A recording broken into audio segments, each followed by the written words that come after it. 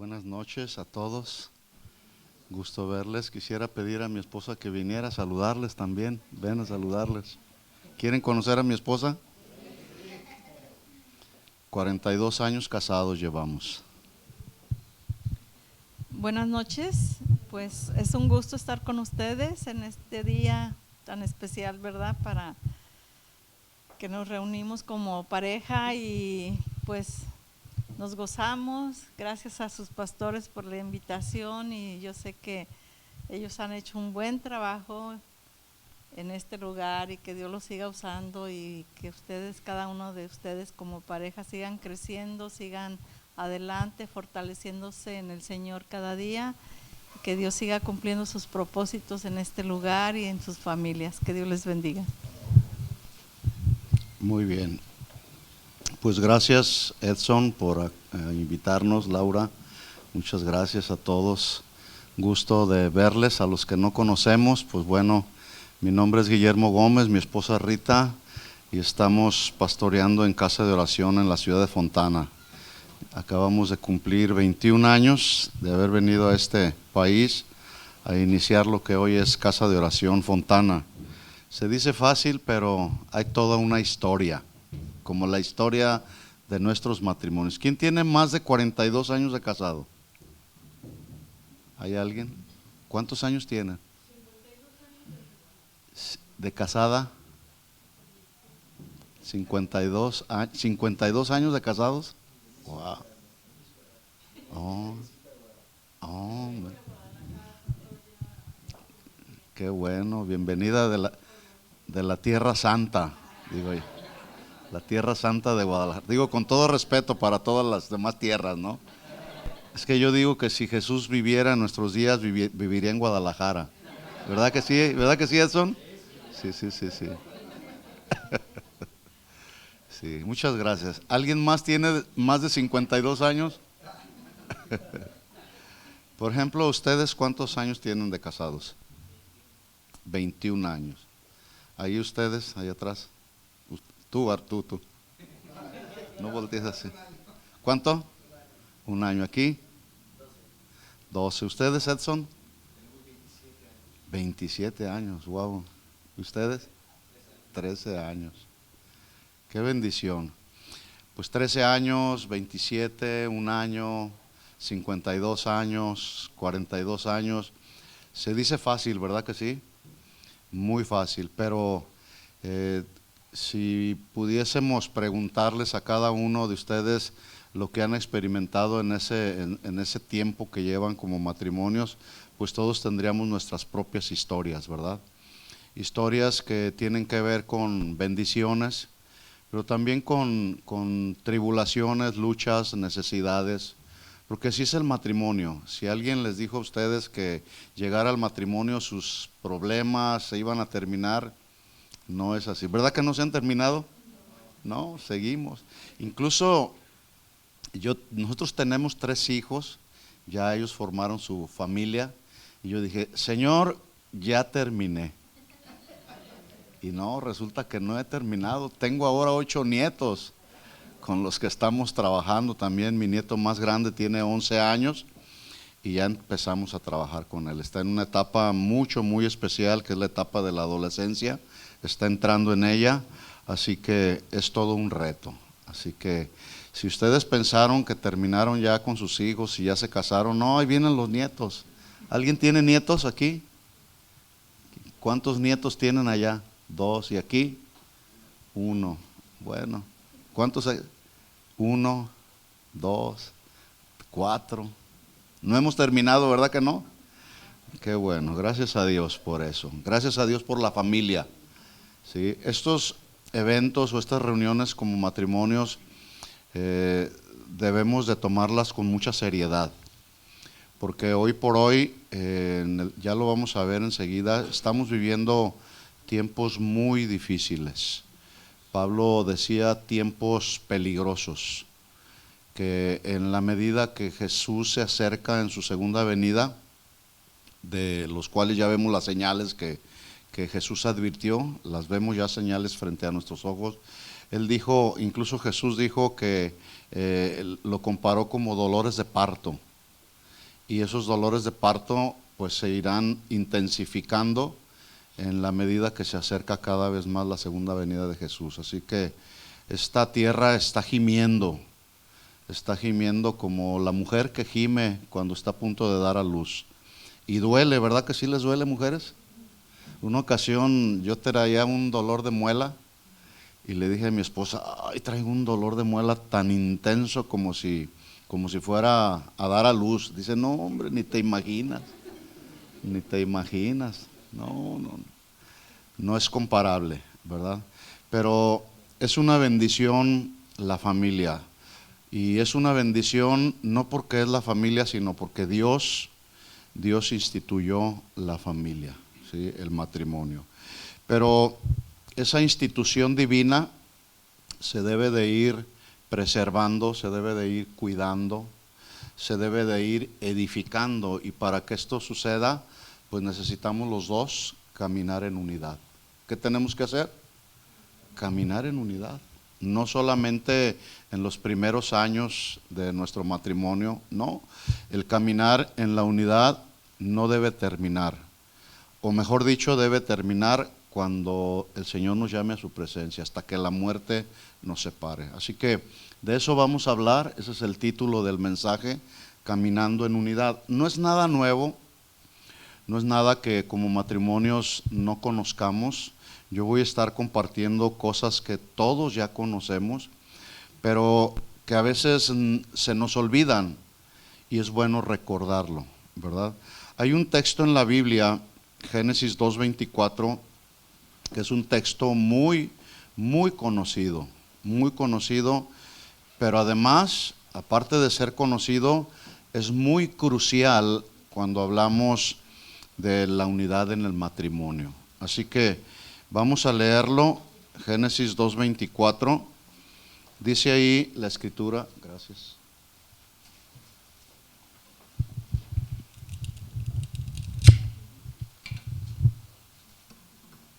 ¿Lo tienen ahí? Génesis 2:24, ¿estamos ahí? Dice, por tanto, el hombre dejará a su padre y a su madre, se unirá a su mujer y serán una sola carne. Vamos a orar. Toma la mano de tu esposa que tienes por ahí junto a ti y dile, Señor, pedimos en esta noche que tú nos hables, pero háblanos al corazón, Señor, como siempre tú lo haces. Que esta palabra, Señor, que tú has puesto en mi vida, que podamos recibirla, Señor, recibirla con mansedumbre, y que tu Espíritu Santo, Señor, con el cual hemos sido sellados, nos hable al corazón, Señor. En el nombre de Jesús nos ponemos en tus manos, nos encomendamos a ti, Señor, a la palabra de tu gracia, y ayúdanos, Señor, a continuar caminando en nuestro matrimonio hasta que la muerte nos separe. Te lo pedimos todo esto en el nombre de Jesús. Y los matrimonios dicen, amén. Muy bien. Bueno, de este texto que acabo yo de leer, Génesis 2:24, voy a tratar de extraer 3 elementos que producen unidad en el matrimonio y en el matrimonio cristiano, porque le estoy hablando a matrimonios cristianos. O los cristianos basamos nuestra vida matrimonial en los principios que rigen el matrimonio cristiano, y aquí están en la Biblia, ¿sí? Hablar de unidad es hablar del reino de Dios, y aunque Dios nos creó diferentes al hombre y a la mujer, el diseño de Dios fue diferente. Bueno, ambos cónyuges perseguimos un mismo fin. Entre muchos otros propósitos por los cuales Dios creó el matrimonio, hay uno muy importante, que es hacer la voluntad de Dios que está establecida en la palabra. ¿Qué tenemos que hacer como matrimonios? Hacer la voluntad de Dios establecida en su palabra. Así que es necesario que como matrimonios cristianos, dije necesario, no es opcional, es necesario, es indispensable, es urgente inclusive, que como matrimonios cristianos caminemos en unidad. Es decir, no podemos darnos el lujo ya a estas alturas y viendo lo que estamos viendo a nuestro alrededor, de vivir nuestra vida matrimonial peleándonos, o viendo a ver quién es más fuerte el uno o el otro, no. Por lo menos eso no es el diseño de Dios. Dios no diseñó el matrimonio para que se mantuviera en peleas constantes y continuas. Para eso Dios nos dio principios que nos ayudan a resolver los conflictos que vienen en el paquete del matrimonio. Porque llegar a la etapa del matrimonio no es llegar y decir, pues bueno, todo es color de rosa, todo es muy bonito. No. Hay luchas, hay pruebas, hay necesidades, hay conflictos. Una ocasión, un pastor, todavía yo estaba por allá en Guadalajara, y tuve oportunidad de asistir a la boda de su hijo. Y el pastor, pues era un pastor con un desbalance en la fe. Todos tenemos una medida de fe, la fe es un don de Dios, pero este pastor la sobrepasaba, ¿verdad? Entonces, teniendo ahí a sus hijos o a su hijo con su futura esposa, él dijo, yo declaro en el nombre de Jesús que durante todos los días de su matrimonio ustedes no van a experimentar ningún problema. Se necesita mucha fe, ¿verdad? Pues el pastor la tenía. Al año se divorciaron. Al año se divorció el joven de su esposa. ¿Por qué? Hay muchas razones, ¿no? En el matrimonio hay muchas razones por lo cual la gente se está divorciando. Incluso el día de hoy la gente se divorcia aún hasta por causas muy simples, como que la esposa no sabe hacer de comer como lo hace la mamá, ¿verdad? Entonces, yo quiero decirles que no hay problema, no hay absolutamente ningún problema, ni en el matrimonio, ni en la familia, ni en la iglesia cristiana, que no se puede resolver con humildad. Y el problema es que a veces no resolvemos los problemas en la vida familiar, en el matrimonio, porque no somos humildes, porque somos orgullosos. Aún problemas en el ministerio se resuelven con humildad. Bueno, la familia, yo no sé si ustedes se habían dado cuenta, pero la familia hoy por hoy está en ataques trágicos por parte de Satanás. Satanás es nuestro adversario, ¿sí? Bueno, la familia está en la mira de los ataques de Satanás. Siempre ha habido ataques en la familia, lo podemos ver desde el Génesis, ¿sí? Satanás empezó a hacer su trabajo y no ha terminado, no ha dejado de seguir haciendo su trabajo. Entonces siempre en la historia de la vida humana, desde el Génesis, pues siempre ha habido ataques contra la familia, hasta la fecha, ¿sí? Por ejemplo, vamos a ver un poco el panorama actual, lo que estamos viendo en nuestros días. Áreas, por ejemplo, como en la educación. Los que tienen liderazgo en la educación, en el sistema educativo, muchos de ellos están buscando secuestrar no solamente la mente de los adultos, sino lo que es mucho peor, la mente de nuestros hijos con la ya muy famosa ideología de género. ¿Cierto o no? ¿Sí? Y están tratando de sembrar y sembrar y sembrar esta ideología al precio que sea. En los medios de comunicación nos damos cuenta que nuestros hijos están siendo bombardeados con muchas filosofías, con muchas clases de pensamiento de tal forma como piensa este mundo, y eso ha generado desorden en el orden que debe de haber dentro de la familia. Ha generado un desorden. Muchos de los problemas sociales que estamos viviendo en la actualidad se gestan dentro de cada hogar. ¿Por qué? Hay muchas razones, entre otras, porque no hay orden en la familia, el orden de Dios, ya lo vamos a ver. Los políticos el día de hoy están autorizando leyes que legalizan el mal, y lo tengo que decir así solamente de una manera muy genérica. Están legalizando el mal, ustedes ya sabrán a lo que me estoy refiriendo. Mal que tiene que ver con todos los excesos sexuales, y a eso le llama, es decir, a la libertad la han convertido ahora en libertinaje. Los promotores de todo ese tipo de políticas e iniciativas, escuchen esto, le llaman a todo ese tipo de políticas, a todas esas iniciativas, le llaman progresismo. Y todo esto no está haciendo otra cosa más que destruir los valores de la familia. Y quienes creen y practican ese progresismo, a los que practican ese progresismo les llaman progresistas.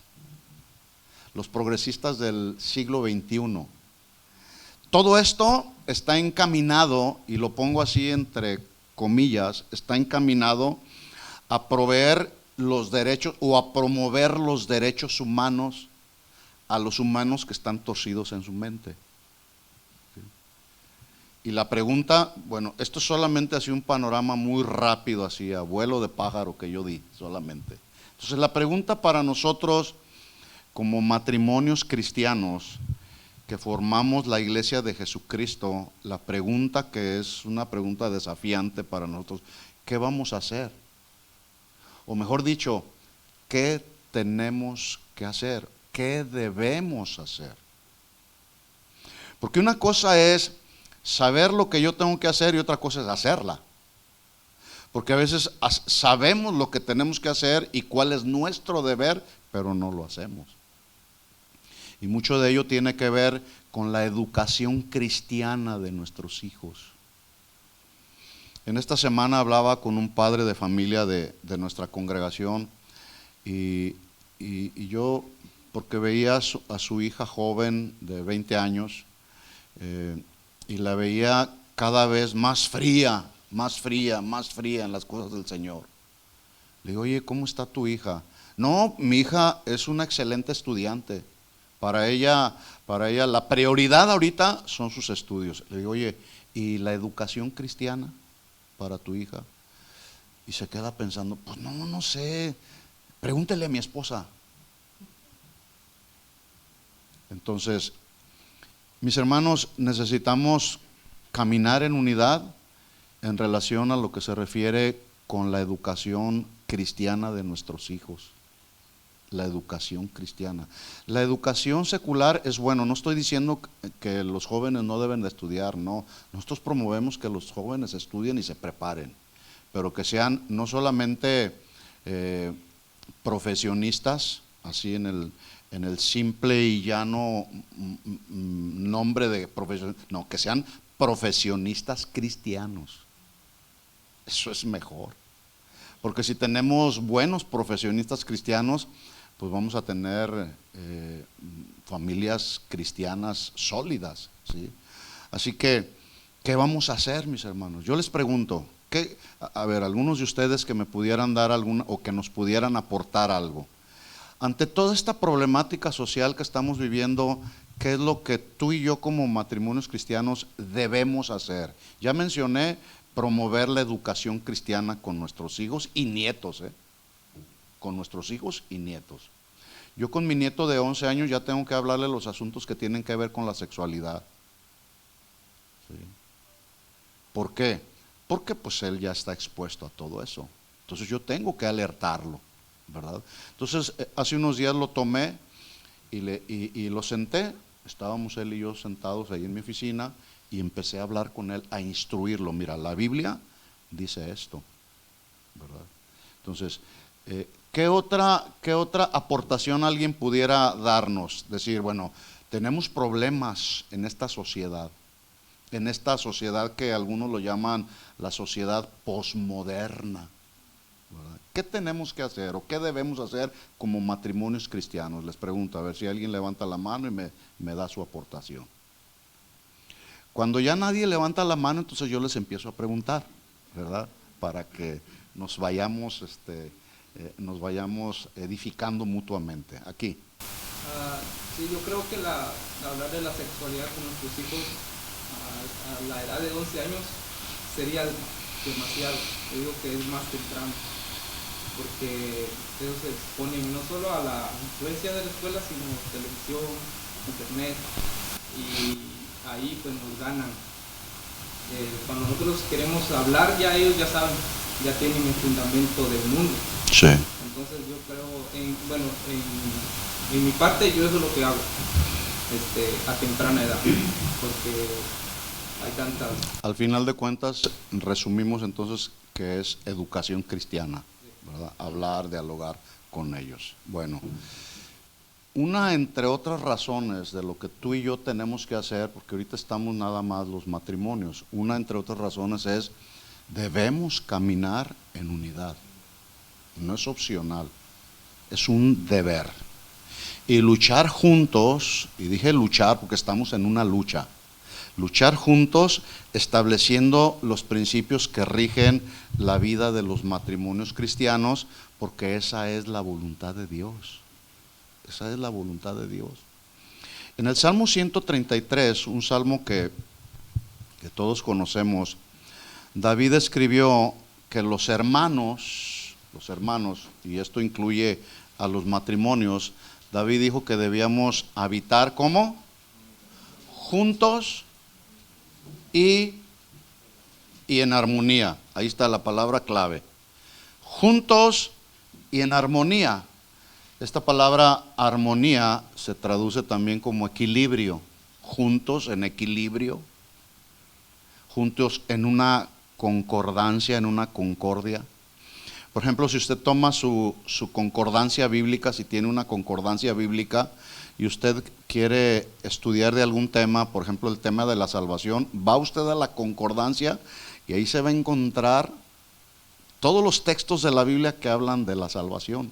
Están en concordancia, están ligados uno con otro. Armonía también tiene que ver con unión, con entendimiento, tiene que ver con acuerdo, tiene que ver con unidad, precisamente porque ese es el tema que nos ocupa. Lo contrario a la armonía, obviamente, es la desarmonía, es la discordia, son los desacuerdos, son el desentendimiento y muchas otras cosas más. De este término armonía se deriva un verbo que es el verbo armonizar. Yo armonizo o debo armonizar con mi esposa, ella armoniza, nosotros ¿qué? Debemos armonizar, ¿verdad? Unos y otros. Porque en ese fluir de armonía, donde armonizamos como matrimonios, en ese fluir nuestro matrimonio está glorificando a Dios, no glorificando al mundo. Y nuestra responsabilidad es glorificar a Dios en nuestro matrimonio. Voy a tratar de poner un ejemplo musical. No sé si me pudieras ayudar, Edson, tú que eres músico, y ven, agarra tu guitarra, porque hay un ejemplo que yo escuché hace tiempo. Yo no entiendo mucho de música, ¿sí? Y la armonía en la música tiene que ver con la unión y combinación de diferentes sonidos simultáneos, pero con diferente nota y sonido, pero que al ejecutarlo forma un acorde completo. ¿Sí es así? Ok, por ejemplo, solamente ¿cuál es el tono de sol? Así, solamente el sol. Ahí está, el tono de sol. ¿Cuál sería el acorde completo? El acorde completo está formado de sol, si y re.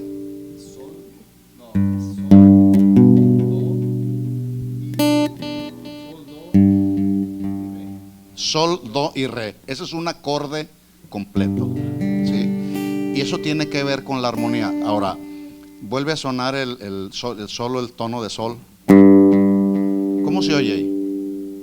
Se oye quizá un poquito vacío.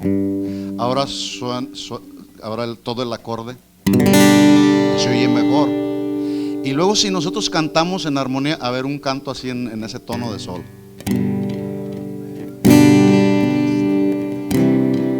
Nueva vida a Cristo. Sí, como ahorita hace un momento cantábamos, ¿verdad?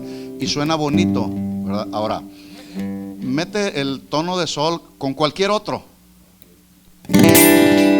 ¿Cómo se oye? ¿Se oye en armonía? Para nada, se oye feo, ¿verdad? Sí. Ahí está. No podemos cantar así, ¿verdad? No podemos entrar en armonía. Entonces, muy bien, muchas gracias. Gracias. Pablo, el apóstol Pablo, hablando precisamente de armonía, y de armonizar los unos con los otros, él amonestó a los cristianos de la iglesia en Corinto, que dicho sea de paso era una iglesia muy desordenada. Y si ustedes estudian principalmente la primera carta de Pablo a los Corintios, se van a dar cuenta que era una carta que contenía muchos principios que llevaban como propósito la corrección. Corregir conductas, actitudes, comportamientos, cosas que estaban pasando ahí con los corintios. Entonces Pablo se toma el tiempo para escribirles, porque ellos andaban en su propio tono, andaban tocando en su propio tono. ¿Y qué generó eso? Pues eso generó ruidos raros que provocaron una división. Por ejemplo, algunos decían: yo soy de Pablo, yo soy de Pedro, yo soy de Cristo, etcétera. Y todos andaban ahí cantando en su propio tono. Por eso es que en el primer capítulo, 1 Corintios capítulo 1, versículo 10, Pablo les hace un ruego. Y les dice: hermanos, les ruego por el nombre de nuestro Señor Jesucristo que hablen todos una misma cosa. Es decir, canten en armonía, para que no haya entre ustedes divisiones, sino que estén perfectamente unidos en una misma mente y en un mismo parecer. Porque he sido informado por los de Cloé que hay entre ustedes contiendas. Así que armonía en el matrimonio, armonía, todos digan armonía. Debo caminar en armonía con mi esposa, dilo varón, o díselo. Ahora la mujer dígale: sí, yo también voy a caminar en armonía. Porque caminar en armonía es tener y mantener notas armoniosas a través de un buen nivel de relación. Donde si de pronto en nosotros surge una nota equivocada, pues hay que alinearla, para que entonces podamos armonizar el uno con el otro. Y esta armonía va a venir a través del entendimiento mutuo, ¿sí? También va a venir a través de los acuerdos. Para que haya acuerdos tiene que haber comunicación. Si no hay comunicación no puede haber acuerdos. Y esto entonces nos lleva a vivir una vida matrimonial en concordancia el uno con el otro. Entonces, el apóstol Pedro también habló acerca de notas que producen ruidos raros y extraños en la relación matrimonial. Vamos a 1 de Pedro capítulo 2, versículo 1. Y vamos a oír cómo el apóstol Pedro está haciendo o está narrando ahí acerca de esos ruidos raros que provocan problemas. Dice 1 de Pedro 2.1, voy a leer en la traducción del lenguaje actual, es un poco diferente a su versión que pueda traer ahí la Reina Valera. 1 de Pedro 2.1, traducción lenguaje actual, dice: por lo tanto, dice Pedro, dejen de hacer lo malo, dejen de hacer lo malo. Y luego viene la lista de lo que es malo, que aunque a veces nosotros leemos estas cosas son malas, decimos: no pasa nada. Sí pasa, sí pasa. Dice: dejen de hacer lo malo. Dice: no se digan mentiras, no se digan mentiras,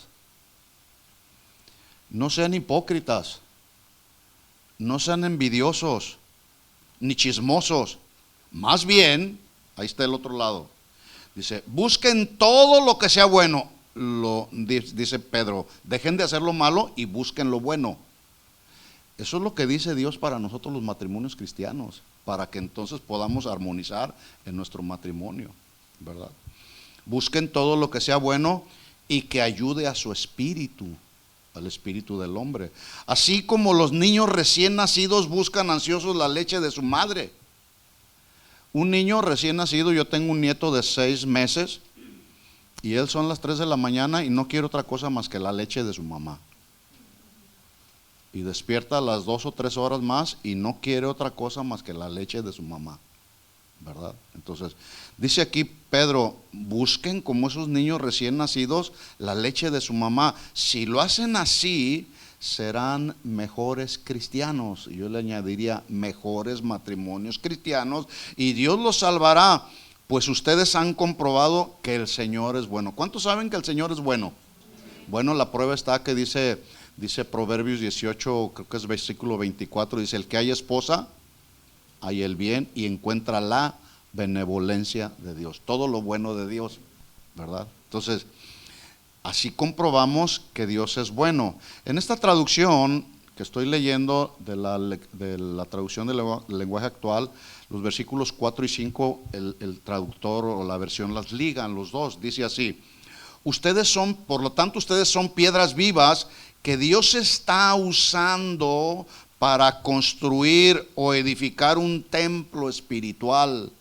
Por lo tanto, acérquense a Jesucristo, pues Él es la piedra viva que la gente despreció, pero que Dios eligió como la piedra más valiosa. Además, ustedes son sacerdotes especiales. ¿Cuántos varones saben que somos los sacerdotes de nuestra casa? ¿Sí lo sabían? En otras palabras, somos los mediadores.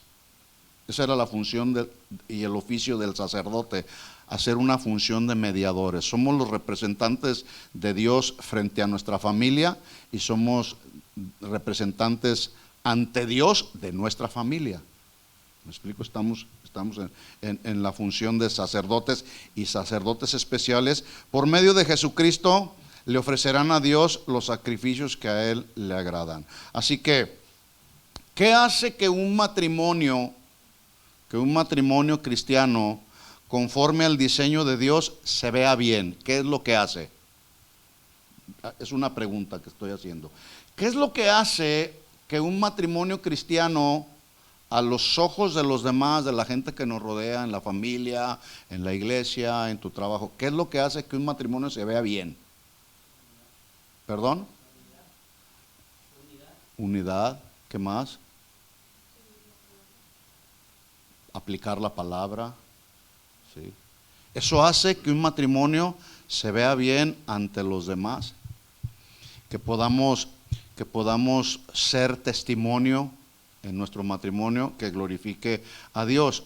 Por ejemplo, la buena comunicación hace que tu matrimonio funcione bien. La comunicación es primordial en cada matrimonio cristiano, pero comunicarnos es mucho más que simplemente platicar o hablar de cosas que no nos gustan, o de asuntos de dinero, o hablar de asuntos de necesidades. No, la pregunta es, como matrimonios cristianos, tenemos que buscar tiempos y momentos donde aprovechamos como cónyuges la comunicación de calidad. Y cuando digo comunicación de calidad, me estoy refiriendo a comunicarnos los asuntos del alma. Mi esposo y yo tenemos por costumbre hacer, ¿cómo estás? Pero no le pregunto yo cómo estás físicamente, porque a veces me doy cuenta, está cansada, la puedo ver. No, cuando a veces yo le pregunto cómo estás, o ella me pregunta a mí, vamos enfocados a ver cómo está el alma. Y entonces empezamos a dialogar. Y ese diálogo y esa clase de comunicación es la que tiene valor y la que le da sustento al matrimonio, la que fortalece el matrimonio. No es comunicarnos, tienes que trabajar horas extras porque nos faltó dinero para cubrir esto, para cubrir aquello, o los hijos se portaron mal. Hay que comunicar eso, ¿sí? Pero la comunicación que logra resultados y que logra armonía es la comunicación que tiene que ver con los asuntos del alma, los sentimientos, las emociones, lo que hay aquí en el corazón.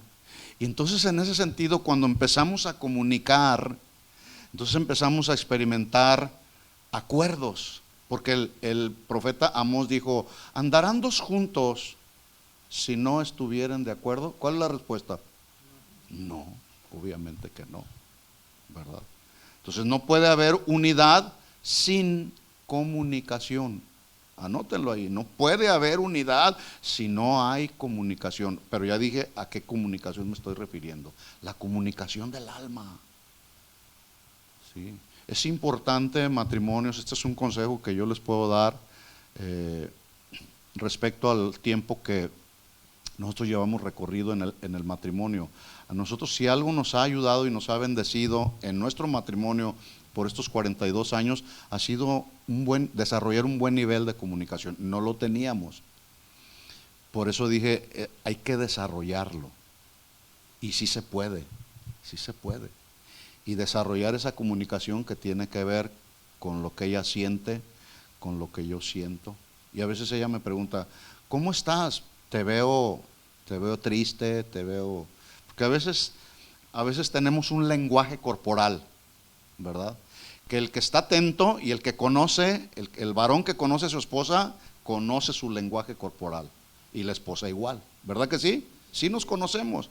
Pero también hay otro elemento que nos ayuda a hacer sólido el matrimonio. Y se llama lealtad. Comunicación y lealtad. ¿Por qué digo esto? Porque uno de los problemas que han dañado a la familia, que han destruido no solamente hogares, han destruido ministros, han destruido ministerios, es precisamente la deslealtad o la falta de lealtad.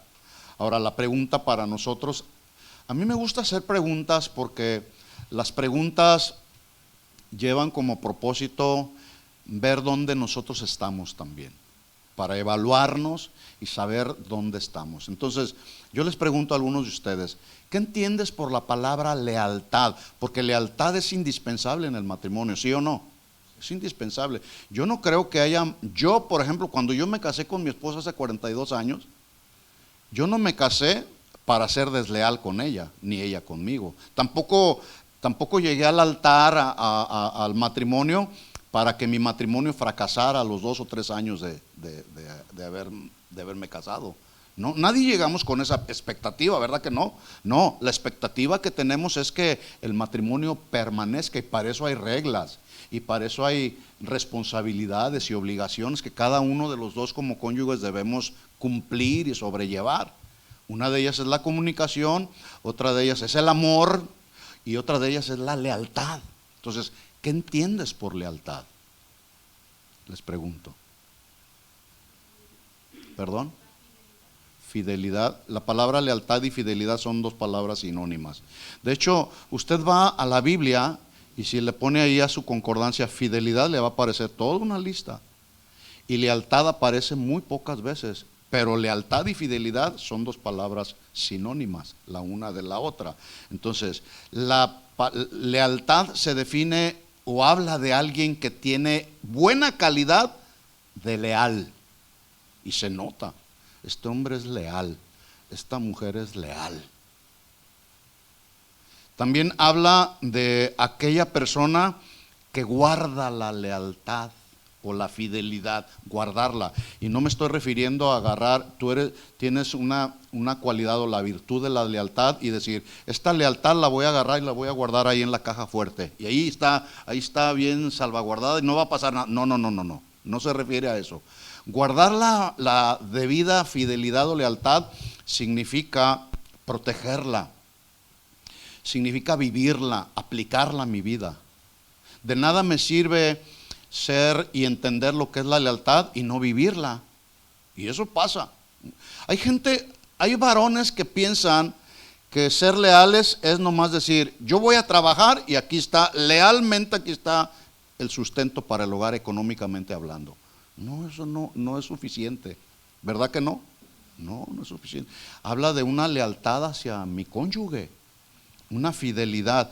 Pero yo me encontré una definición que es un poquito más profunda, la definición respecto a la lealtad. Ya dijimos, lealtad habla de una persona que tiene calidad de ser leal, de ser fiel. Pero una manera más clara de definir lealtad es cuando se habla, escuchen esto varones, mujeres, cuando se habla de una persona que es incapaz de traicionar. Eso es lealtad. Yo no me voy a atrever a traicionar a la mujer con la que contraje matrimonio hace 42 años. ¿Hay tentaciones? Sí, sí las hay. A todos nos vienen tentaciones de una manera o de otra, ¿sí? Pero ahí es donde se demuestra precisamente la calidad de ser leal, incapaz de traicionar. David lo demostró cuando en 1 Samuel 26-23 él mostró lealtad a aquel hombre que lo quería asesinar. Y ahí está. Entonces, no puede haber unidad sin comunicación y sin lealtad. Bueno, vamos a entrar ahora, ya di la introducción. Ahora vamos a entrar un poquito a estudiar así rápidamente el texto que leí al principio, Génesis 2:24, donde yo dije que de aquí vamos a extraer 3 elementos que nos ayudarán en la edificación de nuestro matrimonio. Y vuelvo a repetir lo que ya dije también, no es nada nuevo, todo está ahí en la Biblia. Simplemente la intención que yo tengo es que volvamos a recordar estos principios que eventualmente pueden olvidarse de nuestra mente. Dice entonces ahí el Señor, dejará el hombre a su padre, a su madre, se unirá a su mujer y los dos serán una sola carne. Primer principio, el primer elemento es dejar el hombre a su padre y a su madre. El punto cero de un matrimonio comienza cuando los hijos dejamos a los padres. ¿Para qué? Para iniciar nuestro propio hogar, ¿sí? Sin embargo, la responsabilidad de honrar a nuestros padres no termina por el hecho de que nos casamos, de que dejamos a nuestros padres para casarnos con nuestra esposa o la esposa con el esposo. No termina nuestra responsabilidad de honrar, respetar a nuestros padres. No, esa debe de continuar. Así que en el matrimonio bíblico consiste, o mejor dicho, el matrimonio bíblico, y tengo que decirlo de esa manera porque ya dije, estamos viviendo en una sociedad posmoderna que a lo bueno le llaman malo y a lo malo le llaman bueno, ¿verdad? Entonces, el matrimonio bíblico consiste en la unión entre un hombre y una mujer. No hay duda de eso, ¿verdad? Así lo establece la Biblia, ¿sí? La unión entre un hombre y una mujer. Pero hablando precisamente de la honra a los padres, esa unión entre un hombre y una mujer, pues no admite más de él y de ella. Es decir, en un matrimonio no se admiten a los suegros, salvo que tú vayas con tus suegros y les pides algún consejo, ¿verdad? Pero es una relación, es una unión entre él y ella, nada más. De hecho, la intimidad en el matrimonio es entre él y ella. Ahí no están ni los suegros, ni está el vecino, no está nadie, él y ella solamente. Como la intimidad que debe de haber con Dios, tú y Dios, Dios y yo, ¿sí? Entonces, Dios diseñó que la bendición a los hijos viene a través de la honra y la obediencia a los padres. Dios bendice la obediencia y la honra a los padres. Pablo lo dijo en Efesios 6, hablándole a los hijos, obedezcan al Señor.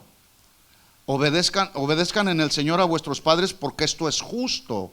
Un hijo que no honra a su padre es injusto.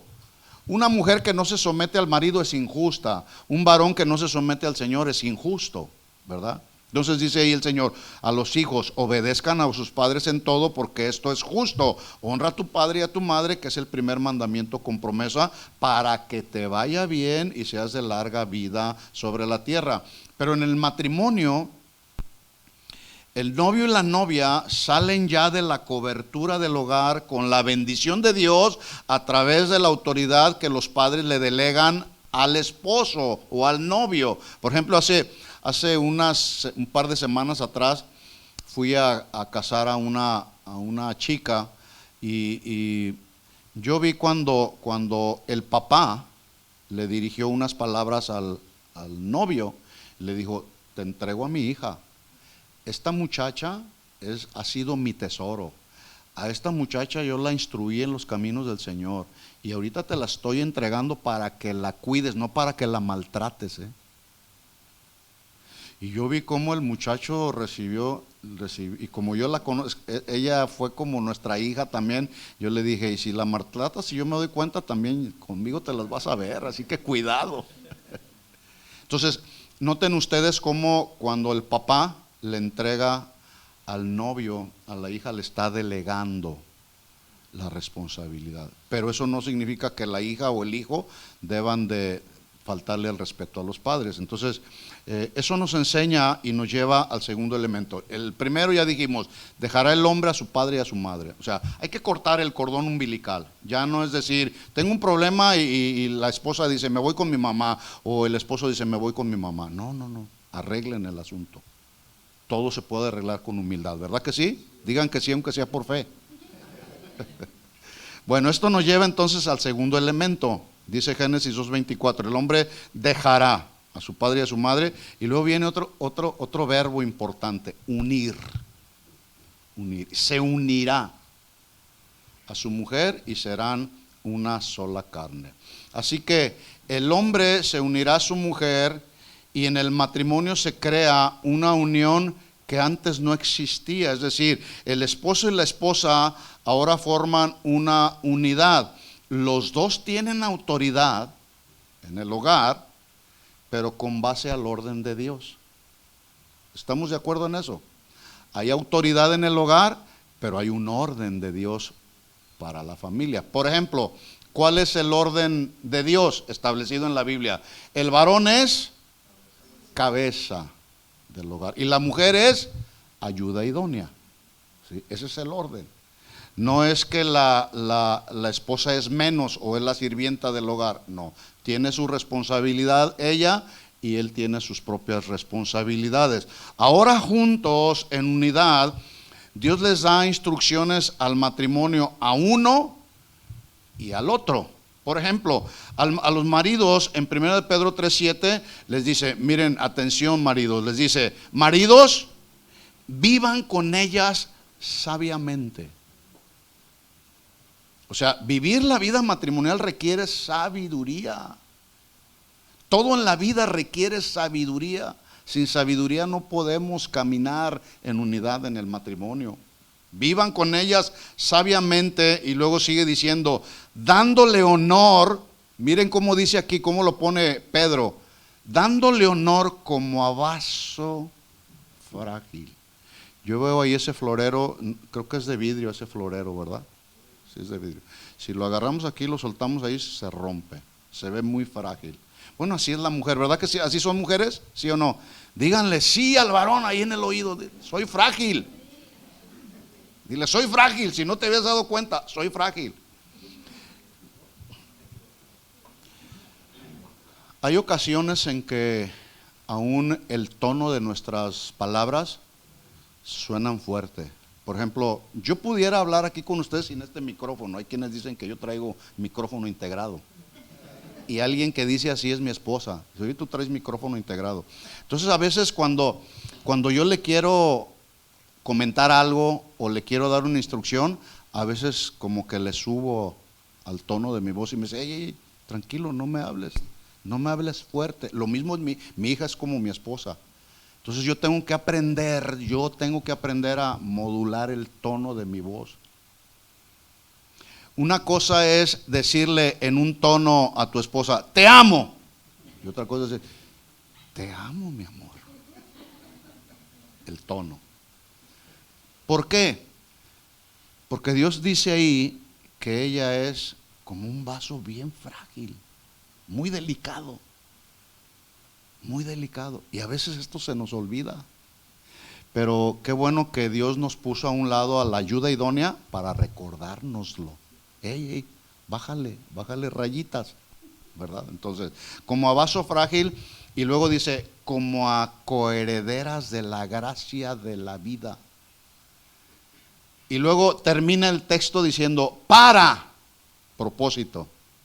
O sea, no es nomás que yo la tengo que tratar como vaso frágil, entendiendo que ella es coheredera de la gracia, sino hay un propósito para que mis oraciones no tengan estorbo.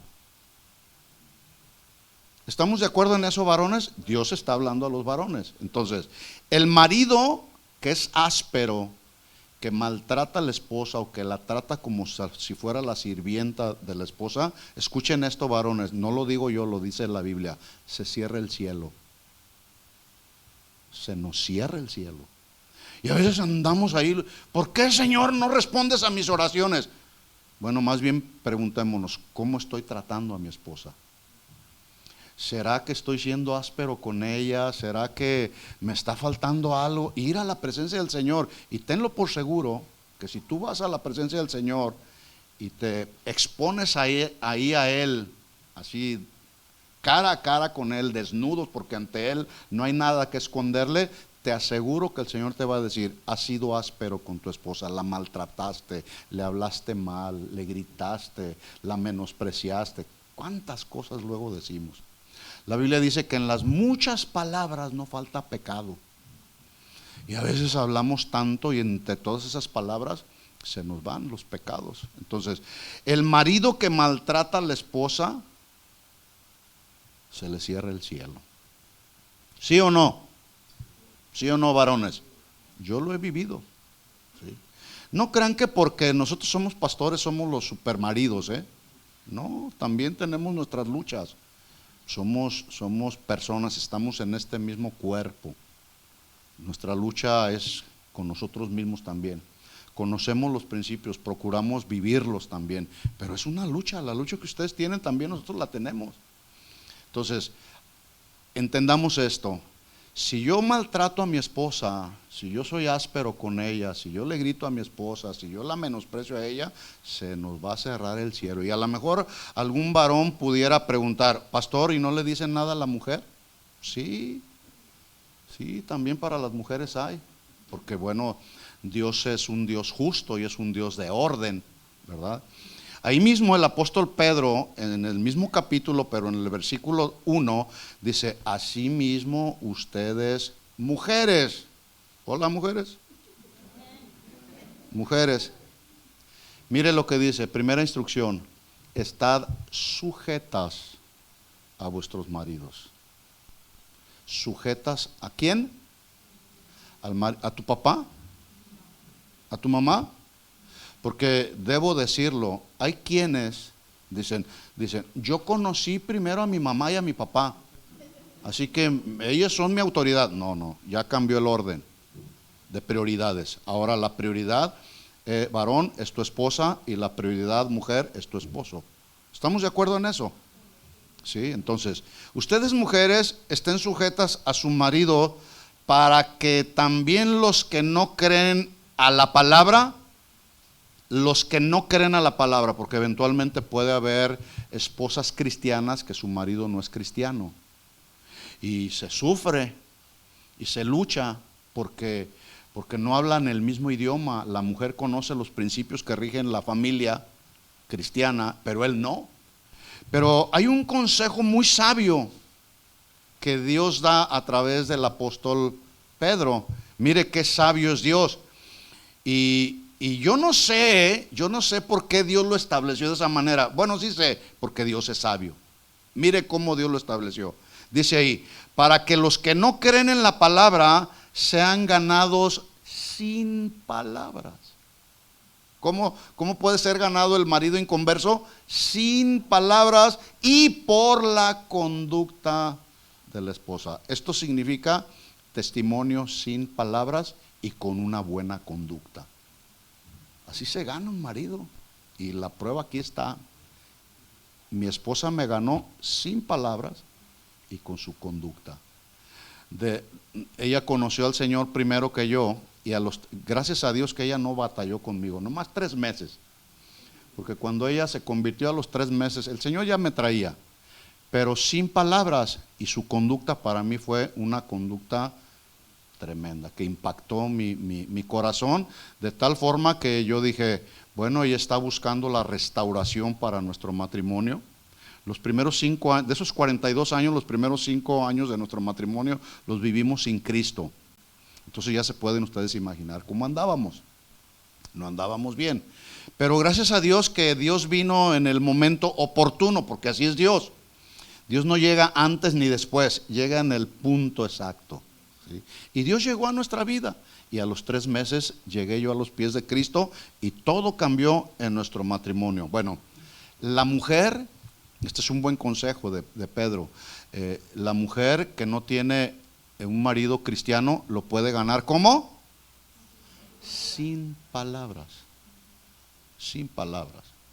con un buen testimonio. Dicen los expertos, los que conocen, los que hacen estudios, dicen que los hombres hablamos más de 8,000 palabras al día. Yo no sé qué tan cierto sea eso, pero eso es lo que dicen los que hacen este tipo de estudios. Los hombres hablamos, ¿cuántas palabras? Más de 8,000 palabras en el día, pero las mujeres hablan 16,000. Eso es lo que dicen los expertos, ¿verdad? Que una mujer habla al día 16,000 palabras. Y si eventualmente la esposa pudiera tener un marido que no habla sus 8,000 palabras, bueno, habla las 16 mismas, las que no habló el marido.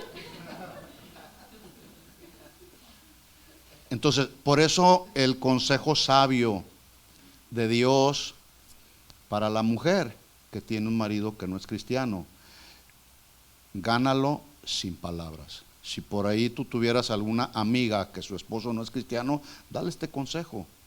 Y si ya somos cristianos, tanto él como ella, también la conducta en el matrimonio tiene mucho que ver. ¿Por qué? Porque eso habla de unidad, ¿sí? Así que el hombre se unirá a su mujer y ese nivel de unión tiene que ver con el pacto. ¿Qué es un pacto? Un pacto es una alianza, un pacto es un compromiso, ¿sí? Por lo tanto, casarnos es un compromiso que no tiene vuelta para atrás. Es para toda la vida. ¿Por qué? Porque estamos unidos el uno con el otro. Este término unir es un término hebreo que es el término dabak, con Q al final, dabak, que se traduce agarrar, pegar o aferrar. Así que podemos decir entonces, de acuerdo a este término hebreo, dabak, significa agarrar una cosa y pegarla con otra para que así permanezca. Por ejemplo, yo traigo aquí, ¿qué ven aquí? ¿Qué es esto? ¿Qué alcanzan a ver? ¿Es una qué? No, es la mitad de una naranja. Es la mitad de una naranja. Pero si yo uno una parte con la otra, entonces ya tengo una naranja. Ese es el sentido que le está dando la traducción de este término dabak. Unir, agarrar una cosa y pegarla con la otra para que entonces permanezca unida y que no haya división en ella. Así que dabak ofrece también, la traducción también ofrece la idea de fidelidad. ¿Se acuerdan lo que dijimos que es fidelidad? Aquella que habla de aquella persona que es incapaz de traicionar. ¿Por qué? Porque está unida, está pegada. Esto significa entonces que la fidelidad y la lealtad y la devoción a Él deben estar, o sea, la devoción del varón hacia con la esposa debe de estar unida, ligada, el uno para con el otro, para que entonces el matrimonio permanezca. Van a venir tempestades. En 52 años le han venido problemas al matrimonio, muchos problemas, tormentas que han pegado con ímpetu, necesidades, enfermedades, aflicciones, los hijos rebelándose. Nuestro hijo mayor pasó 10 años en pandillas, en drogas, en el mundo de este mundo. Y 10 años se dice bien fácil, pero fue un sufrimiento. Pero ¿saben qué nos ayudó a mi esposa y a mí? Estar tomados de la mano, los dos, unidos, ligados, pegados el uno con el otro, sin soltarnos de la mano del Señor y clamando día tras día de rodillas al Señor y pidiéndole un milagro de salvación para nuestro hijo. Y gracias a Dios, porque Dios es bueno y Dios responde a nuestras oraciones. ¿Puedes darle un aplauso de alabanza a Él? Él lo hace y Él lo va a hacer. Tengamos la fe y la confianza. Él lo va a hacer. Dios no es hijo de hombre para arrepentirse. ¿Sí? Dios lo que Él dice, Él lo cumple, y Él lo que prometió, Él lo va a cumplir. Alguien dijo que una visión con otra visión causa división. Entonces no debemos de tener visiones diferentes en el matrimonio. La visión que Dios le da al varón, que es la cabeza. ¿Qué hace la cabeza? La cabeza piensa, la cabeza dirige, la cabeza establece. Por eso Dios no se equivocó, por eso le dio la responsabilidad al varón de ser la cabeza, para que piense, para que pensemos, varones, para que dirijamos a nuestra esposa y a nuestros hijos, y los que tenemos nietos también a los nietos. Para eso nos delegó la responsabilidad. Dios no le delegó la responsabilidad de cabeza a la mujer, ¿verdad que no? Y tristemente hoy nos damos cuenta de casos dentro de las iglesias cristianas, como ella por alguna razón lleva la responsabilidad de ser cabeza en el hogar. Puede ser porque a lo mejor el marido en lugar de ser cabeza es cabezón y no asume su responsabilidad como cabeza del hogar. Así no funciona. Eso causa división. Entonces una visión con otra visión causa división. Por lo tanto no podemos permitir que la gracia que tenemos como matrimonios cristianos se vuelva en una desgracia y termine en divorcio. Hoy los índices de divorcio entre matrimonios cristianos siguen aumentando. Yo digo, ¿qué nos está pasando a los cristianos? Pues muy simple, no estamos aplicando los principios que rigen la vida de todo matrimonio cristiano, y al no aplicarlos va a haber problemas, va a haber situaciones difíciles. De hecho, la causa número uno por la cual las parejas se están divorciando es el adulterio, la falta de lealtad. Causa número uno. De ahí se derivan muchas otras cosas más. Otro elemento, el tercer elemento que nos enseña Génesis 2:24. 1. Dejará el hombre a su padre y a su madre, se unirá a su mujer, y los dos serán una sola carne. Es decir, en este tercer punto, casarse no se trata solamente de dejar a los padres, de hacer un pacto, sino además se trata de reflejar la unidad que el matrimonio representa. Y esa unidad matrimonial, que es más que un pacto, es una unión que se convierte en una sola carne. ¿Qué significa estar unidos en una sola carne? No significa estar unidos y ser una sola carne solamente en la unión sexual. No. De hecho, el clímax, por decirlo de alguna manera, de ser una sola carne es cuando principalmente hay una unión espiritual. Una sola carne desde el punto de vista espiritual. Estamos conectados con el Señor, ¿sí? Y esa unión espiritual es como la corona del verdadero matrimonio cristiano, de tal forma que cuando hay unión espiritual, la unión sexual viene a ser como la añadidura. No sé si me expliqué, ¿sí? Esta unión espiritual, que después se convierte en una unión sexual, el apóstol Pablo nos dio un ejemplo que confirma esta verdad que yo acabo de mencionar. En 2 de Timoteo 2:6 dice Pablo, el labrador, este es un principio, es una verdad que nadie puede refutar ni cuestionar. El labrador, para participar de los frutos, ¿qué tiene que hacer? Debe trabajar primero. No puede disfrutar de los frutos si no trabaja, obviamente, ¿sí? Si aplicamos este principio al matrimonio, podemos concluir entonces que para poder disfrutar de la unión sexual, debemos trabajar en la unión espiritual, en la unión emocional. Porque hay varones que a veces son imprudentes y antes de desarrollar la unión espiritual solamente quieren la unión sexual, y todos los días. No, todo tiene su tiempo, todo tiene un límite, ¿verdad? Entonces, ser una sola carne es cuando estamos unidos para juntos, unidos espiritualmente, para que juntos podamos hacer y desarrollar la voluntad de Dios que está establecida en la palabra. En la aritmética regular, 1 más 1 es 2. Pero en la aritmética de Dios, 1 más 1 es 1. Nos volvemos uno. Somos uno. Así que casarnos o casarse, cuando alguien se casa es muy fácil, pero permanecer juntos y caminar en unidad es precisamente el gran desafío que todos los matrimonios cristianos tenemos. Caminar en unidad. ¿Hasta cuándo? Hasta el final de la carrera, hasta la muerte. Fieles hasta el final, leales hasta el final. Casarse y formar una familia, si tú no lo sabías, es un acto de entrega total. Porque luego nos encontramos, y esto se da mucho en la consejería matrimonial.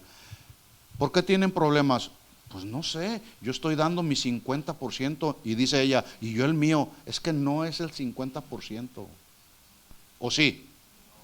Es el 100%. Tu 100%, la representación de tu 100% en lo que tiene que ver tus responsabilidades como cabeza del hogar, varón, y las responsabilidades de tu 100% mujer en lo que tienen que ver tus responsabilidades como mujer. 100 y 100. No es 50 y 50. Entonces, es una entrega total. Y dije yo, tener y formar una familia, porque tener una familia cualquiera la puede tener, formarla es diferente. Si alcanzan a ver la diferencia, hay gente que tiene varias familias, hay varones que tienen 2 o 3 familias, yo no sé cómo le hacen. Yo siempre le he preguntado al Señor, ¿cómo le llegó a ser Salomón con 700 mujeres y 300 concubinas? Si yo con una que tengo ya me es más que suficiente, ¿verdad? Entonces, formar una familia, mis hermanos, tiene sus implicaciones. Y una de esas implicaciones que a muchos varones se nos olvida es la crianza. Y resulta que criar a los hijos tiene que ver con educación cristiana. Por eso al principio hablaba yo de lo crucial que es que le demos educación cristiana a nuestros hijos. Como matrimonios también, compartirnos y educarnos con la palabra. Hay ocasiones en que yo estoy estudiando, meditando en la palabra y me vienen porciones de la Biblia y luego voy con mi esposa. Fíjate, el Señor me habló de esta manera y empezamos a compartir y así nos edificamos. O algunas ocasiones ella viene conmigo. Y así nos estamos edificando. Pero también a nuestros hijos hay que compartirles esto, lo que Dios está hablando con nosotros y darles esa formación cristiana. Eso tiene que ver con la crianza, con cuidar, con darles el alimento espiritual que ellos tienen. Tiene mucho que ver nuestro ejemplo. Acuérdense que los hijos aprenden por el ejemplo, más que por las palabras. Los hijos aprenden, nos están viendo ahí, nos están viendo. Yo les contaba hace unos días atrás en la congregación como un hijito de 5 años tenía a su papá como el héroe y seguía a su papá a donde quiera que iba su papá, hacía lo que su papá hacía, las mismas actitudes, gestos que hacía el papá los hacía el niño. Y una ocasión se fueron a caminar, el papá y el hijo se fueron al campo y después de un rato de estar caminando, el papá llega bajo un árbol, se sienta, saca una cajetilla de cigarros y empieza a fumarse un cigarro. Y del otro lado está el hijo, ¿y qué creen que estaba haciendo el hijo? Sacó una cajetilla de cigarros y empezó a fumar también.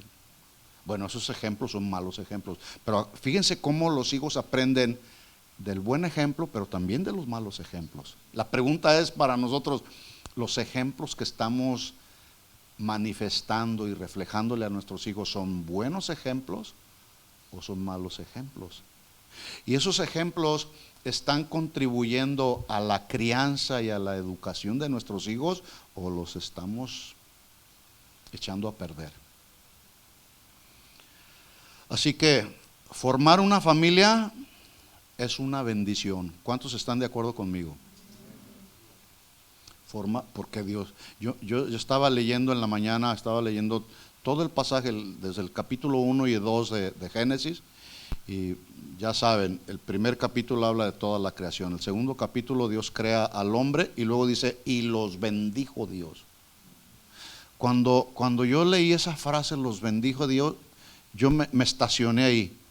Dije, wow, Señor, tu bendición es la que enriquece y no añade tristeza. La bendición de Dios. Y la bendición en ese momento para el hombre y para la mujer fue, y les dijo, fructifiquen, multiplíquense, llenen la tierra. Esa es la bendición de Dios, ¿sí? Entonces, ¿qué pasa cuando llegan los problemas? Casarnos es muy fácil, ¿sí? Pero, ¿y cuando llegan los problemas, qué hacemos?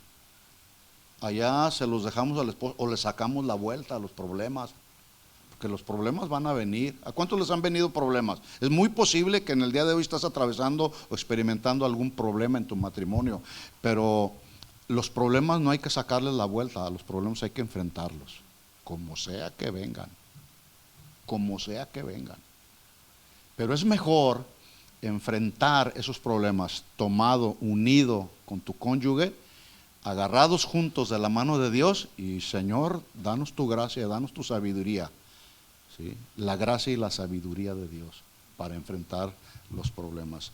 Así que termino diciéndoles lo siguiente, varones, mujeres, casarse no es para cobardes, o desarrollar una relación de matrimonio no es para cobardes, es para valientes, porque es un pacto para toda la vida, y el pacto para toda la vida implica, según el tema que estamos tratando, caminar en unidad y muchas otras cosas más, ¿de acuerdo?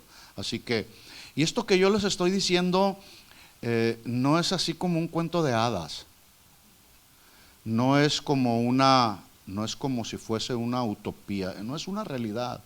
O sea, sí se puede caminar en unidad. Ya lo vemos aquí, 52 años, 42 años, 21 años, 30 años. Mis papás duraron 65 años casados. Y lo tremendo del asunto es que ellos no fueron cristianos, ninguno de los dos, pero conocían principios que rigen la vida de un matrimonio. Y ellos nos dieron ejemplo a nuestros hermanos, junto conmigo, de la permanencia en el matrimonio hasta que la muerte nos separe. Qué tremendo. Ahora, ¿cuánto más nosotros como cristianos que tenemos la palabra profética más segura, que nos hace bien echar mano de ella y poner atención en ella, la palabra profética más segura que nos ayuda a salir adelante en cualquier situación de nuestro matrimonio? Así que el consejo para nosotros es, matrimonios cristianos de esta casa, pelea la buena batalla de tu matrimonio. Es una buena batalla que vale la pena pelearla.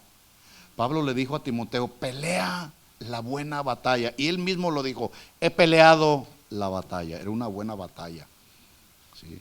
Matrimonios, peleemos la buena batalla del matrimonio, pero hagámoslo caminando en unidad. Amén. Vamos a orar y vamos a pedir que Dios nos ayude y nos dé gracia. Les invito a que se pongan de pie, y si quieres tomar la mano de tu esposa y hacer un compromiso juntos, diciéndole al Señor, Señor, ayúdanos, Señor. Ayúdanos a mantenernos siempre en unidad a ti, Señor, unidos a ti, en armonía contigo, Señor. En un mismo tono contigo, al unísono contigo, Señor, bajo tus reglas, bajo tus mandamientos, bajo tus principios, Señor, y no apartarnos de ellos, Señor. En el nombre de Jesús nos ponemos en tus manos como matrimonios de esta casa, Señor, tu bendición, así como extendiste, Señor, y hablaste tus palabras para bendecir a Adán y a Eva. Así, Señor, en esta noche yo te pido que bendigas a cada uno de estos matrimonios que están aquí presentes. Bendícelos con paz, bendícelos con gozo, bendícelos con sabiduría, bendícelos con unidad, Señor. Bendícelos con gracia, Señor, que cuando vengan los problemas, Señor, ellos puedan enfrentarlos con tu ayuda, aferrados a tu palabra, Señor, en el nombre de Jesús. Si alguno de mis hermanos que están aquí presentes en este tiempo están experimentando alguna prueba, alguna necesidad, Señor, yo te pido en el nombre de Jesús que abras el cielo, Señor. Que abras el cielo, Señor. Abre el cielo y derrama bendición hasta que sobreabunde en la vida de nuestros matrimonios en esta casa, Señor.